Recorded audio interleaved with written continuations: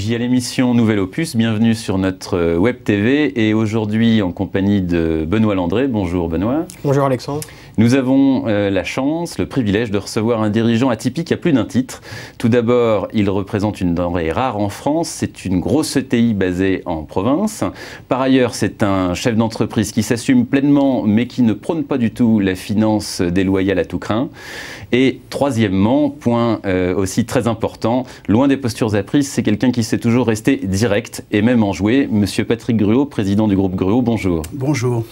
Première question, Monsieur Gruaud, sur un marché français qui ne retrouve pas son niveau d'avant-crise et qui vraisemblablement, selon vous, ne le retrouvera pas, comment parvenez-vous à trouver de la croissance? Où allez-vous la chercher? Et même en France, puisque vos chiffres sont en progression ces dernières années.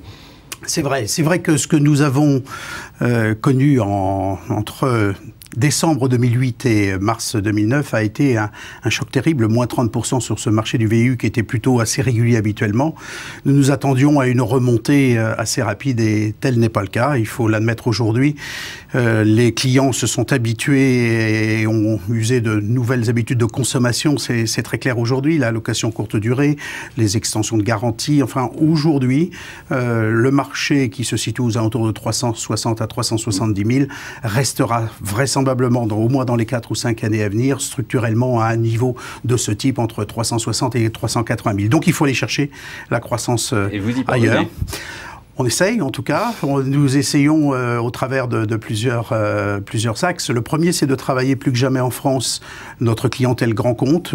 Tous les grands comptes, on a une certaine sensibilité. On est sur, nous, en tant qu'ETI, on réussit à être sur la même longueur d'onde avec ce type d'entreprise et nous faisons des conquêtes dans ce domaine et nous avons de belles références. Mais c'est surtout à l'international que les leviers de croissance seront les plus importants. Et puis, dans des produits très innovants comme les véhicules électriques auxquels nous croyons. Sur lesquels nous reviendrons, mais l'international, c'est justement le centre d'intérêt, l'axe que voulait aborder Benoît. Effectivement, l'internationalisation est aujourd'hui plus que jamais dans l'actualité du groupe et au cœur de votre stratégie. L'internationalisation, elle passe aujourd'hui à travers plusieurs pays. Aujourd'hui, vous avez plusieurs implantations à l'étranger que sont la Pologne, l'Espagne et l'Algérie. On peut affirmer, sauf certaines opportunités qui pourraient se créer dans des domaines spécifiques, que vous avez parachevé votre déploiement sur le marché français. Vous avez aujourd'hui en Europe, je crois, 25 distributeurs. Vous êtes aussi implanté dans les dom-toms. Alors concernant plus précisément le cas de l'Algérie, c'est un marché important pour vous dans lequel vous avez gagné l'an dernier un appel d'offres important, un appel d'offres qui porte sur plus de 1000 véhicules produits, 1100 véhicules produits.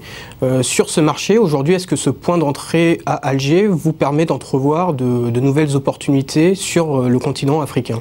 Alors écoutez, très clairement déjà, l'Algérie est un énorme marché à lui seul et nous avons des projets d'implantation même industrielle dans ce pays parce que je crois que les barrières seront de plus en plus difficiles, en tout cas les barrières douanières à franchir en matière de fiscalité. Donc on a tout intérêt à se préparer à pouvoir continuer à travailler dans ce pays qui a une économie saine, une économie qui est aujourd'hui en pointe. Hein. Le marché continue de se développer de façon sensible. Donc nous souhaitons être présents dans ce pays et nous le serons très prochainement industriellement.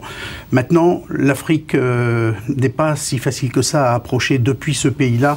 Je crois encore à des possibilités de produits built-up, enfin des produits complets qui partent de France et dont les véhicules partent ensuite par bateau. Et vous faites un distinguo entre l'Algérie et le Maroc, alors que nous, parfois, depuis notre poste d'observation, on se dit c'est le même marché. Vous dites ah non, attention, c'est pas forcément les mêmes règles et les mêmes stratégies d'implantation entre le Maghreb au sens large, disons. Tout à fait.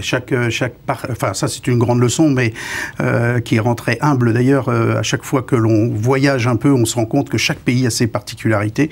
Il suffit d'une barrière douanière, par exemple, assez conséquente. On la connaît par exemple au Brésil, voire dans d'autres pays. Il n'y a pas d'autre solution que d'expédier des produits en kit plutôt que des produits finis à partir de France, même si nous avons en France la chance d'avoir des usines qui fabriquent des véhicules utilitaires. Et Benoît, il y a aussi le rêve américain que tu voulais aborder. Au-delà de l'Algérie et du continent africain, aujourd'hui, la croissance et le développement international du groupe se fera dans les pays qui sont portés par une croissance forte du marché des véhicules utilitaires. On pense naturellement aux BRICS, également à l'Amérique du Nord, où on voit arriver depuis maintenant quelques années des véhicules produits en Europe. Alors, est-ce que vous avez clairement identifié aujourd'hui une stratégie qui vous permettra à terme d'aller capter, attaquer ces marchés, par exemple des rachats? Est-ce que le groupe Gruo aujourd'hui est structuré et à l'envergure pour procéder à des rachats sur ces marchés? Est-ce que cela peut être des alliances avec des acteurs locaux? Alors, tout peut être envisagé. Alors, vous parlez du marché des États-Unis. C'est un marché sur lequel nous sommes en veille depuis très très longtemps. La première fois, ça date de 86. Donc, vous voyez, ça date un petit peu. Mais c'est un pays que l'on savait... Le jour où il allait s'ouvrir aux véhicules utilitaires de type européen, on savait que c'est quelque chose qui allait décoller immédiatement, parce que les avantages de ce produit comparé à ce qu'ils ont encore aujourd'hui sont tellement grands et dans de multiples domaines, que ce soit la fonctionnalité, que ce soit la pollution, que ce soit beaucoup d'atouts de nos produits européens dans le domaine de l'utilitaire. On a perçu, il y a déjà 3-4 ans, que certains fabricants d'ambulances commençaient à transformer ces véhicules en ambulances pour le continent nord-américain, Canada et États-Unis. Nous sommes allés au mois de mars dernier au salon NTA à Indianapolis, et là nous avons eu confirmation, puisque que ça soit Ford avec son Transit ou Fiat avec Chrysler avec le Ram ProMaster, eh bien voilà 3 modèles avec le Sprinter de chez Mercedes qui aujourd'hui attaquent le marché américain, qui certes n'est pas encore parce que les Américains, enfin les États-Unis, c'est quoi? Ce sont les gros trucks, mais ce sont les pick-up avec plus de 2 millions de pick-up par an. Le commercial van, comme il l'appelle, qui est le véhicule utilitaire un peu de type que nous connaissons, ça représente 300 000 véhicules. Donc il y a tout à faire dans ce domaine. Et là, nous sommes en train de travailler activement sur le sujet. Et je peux vous dire qu'au mois de mars prochain, début mars, eh bien, Gruo sera présent au salon à Indianapolis avec des nouveaux produits que nous présenterons aux Américains. Et là seulement, nous pourrons savoir qu'est-ce que nous avons intérêt à faire. Ça peut être des alliances légères, c'est-à-dire des alliances commerciales, des alliances plus lourdes, de type capitalistique. Trop tôt pour le dire. Tout est ouvert. Et moi, je reviens sur quelque chose que vous avez évoqué tout à l'heure, le véhicule propre au sens large, le véhicule vert, entre guillemets, qui vous a toujours tenu à cœur, d'ailleurs. Oui. Alors, on connaît votre Electron, d'ailleurs, un modèle phare, et assez pionnier, hein, si on se remet en perspective. A été le microbus. Tout à fait. Alors, deux questions. Pourquoi le marché décolle pas, même en centre-ville? Parce que, qu'on le veuille ou non, ça décolle pas du tout. Et pourquoi vous continuez à y croire? Je continue à y croire, enfin nous continuons, si j'étais le seul ce serait dangereux, nous continuons à y croire pour plusieurs raisons. D'abord, on a un vrai problème de pollution qui est évident, et sur lequel il y a des solutions à apporter. Et comme c'est un marché qui est en démarrage, en phase pionnière, nous sommes dans des domaines qui nous concernent en matière de quantité. Donc ça vaut la peine pour nous, tant que les constructeurs ne s'intéressent pas complètement, par exemple, aux 3,5 tonnes, ils se sont intéressés à la fourgonnette, voire aux petits fourgons, mais le 3,5 tonnes, ils n'ont rien aujourd'hui, à une exception près, à proposer. Eh bien, nous avons décidé de bâtir une offre très modulaire, très flexible, qu'on aura le plaisir de présenter prochainement. Et selon vous, est-ce que le déclic va venir du législateur? Puisque... Oui, indéniablement, enfin, je dirais de la volonté politique qui devra... Quand je dis le législateur, c'est un peu de contrainte, voire des incitations, voire les deux. Oui, je crois que ça fait partie du rôle des politiques à un moment donné, c'est d'aider à l'amorçage d'un marché tel que celui-ci, à partir du moment où on considère que c'est une priorité. Et à ma connaissance, si j'ai bien écouté certains de nos ministres ces derniers temps, c'est une priorité. Je crois qu'il va falloir accompagner les paroles avec des actes. Et alors ça nous renvoie à la France, voire à l'Union européenne. Oui. Alors en France, récemment, on a vu des patrons comme vous dans la rue, on entend tout le monde qui grogne au bar de quartier, alors que finalement, on n'est pas structurellement si mal loti que ça par rapport à certains de nos voisins, entendons-nous bien. Hein.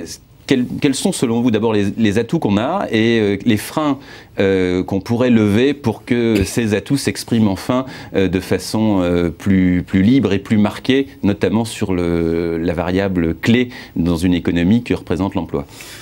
Le sujet est vaste, mais je vais concentrer ma réponse sur un ou deux points. Simplement, quand on voyage un peu dans le monde entier, on se rend compte qu'on a une chance fantastique dans ce pays. On a plein de choses pour être heureux, mais sur le plan de la compétitivité, je dirais sur le plan économique pur, il est clair que des entreprises de main-d'œuvre comme les nôtres, parce que c'est ce qui nous caractérise, et à ma connaissance, le problème de la France, c'est bien un problème de chômage, donc nous devrions être regardés d'un petit peu plus près, ou en tout cas que nos gouvernants regardent ce qui se fait de mieux dans les autres pays et que nous puissions libérer un peu plus les entreprises et surtout le joug des charges sociales qui nous pénalisent, nous, entreprises de main-d'œuvre.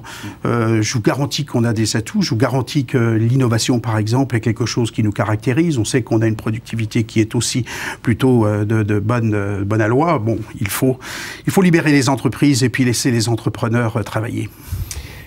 Et par rapport à tout ce qu'on a dit au cours de cette émission, est-ce que je me trompe, Monsieur Gruau, si je donne rendez-vous à ceux qui nous regardent dans quelques mois pour l'annonce de certains projets qui pourraient s'être matérialisés ou concrétisés dans les mois qui viennent, on va dire? Je le souhaite, ce sera bon signe.